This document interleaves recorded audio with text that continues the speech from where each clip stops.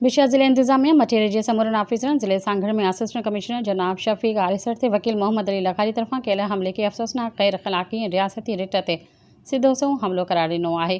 हुननि जो चवणु हो त हीउ वाक़ियो न रुॻो हिकु ऑफिसर जी तौहीन आहे पर पूरी सिविल सर्विस क़ानून जी हुक्मरानी ऐं रियासती निज़ाम ते संगीन सवाल उथारे थो। अहिड़ा वाक़िया कंहिं बि महज़ब ऐं क़ानून पसंद मुआशिरे में नाक़ाबिले बर्दाश्त आहिनि। डिप्टी कमिश्नर ऑफिस ज़िलो मटेरियल जे रेवेन्यू स्टाफ हिन वाक़े जी सख़्त लफ़्ज़नि में मज़म्मत कंदे 31 जुलाई 2025 ते मुकमल कलम छॾे हड़ताल कई ऐं डिप्टी कमिश्नर ऑफिस जे अहाते में पुरअमन एहतजाज कयो। एहतजाज में शरीक मुलाज़िमनि हिन हमले खे सरकारी ऑफिसरनि खे संदसि आईनी ऐं इंतिज़ामी ज़िम्मेवारियुनि जी अदायगी खां रोकण जी मज़मूम कोशिश करार ॾिनो जेका कंहिं बि सूरत में क़ाबिल क़बूल न कई वेंदी।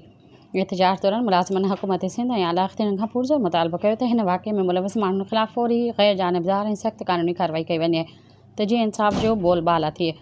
साॻिए वक़्त में रेवेन्यू ऑफिसर जे तहफ़ुज़ बिल खे फौरी तौर ते सिंध असेंबली में मंज़ूर कयो वञे जंहिं तहत रेवेन्यू ऑफिसरनि ते हमले खे नाक़ाबिले ज़मानत ॾोह करार ॾेई सख़्त सज़ाऊं तजवीज़ कयूं वञनि। सब्सक्राइब कयो अवामी न्यूज़ HD खे ऐं ताज़ा तरीन ख़बरुनि लाइ ॾिसंदा रहो अवामी न्यूज़ HD।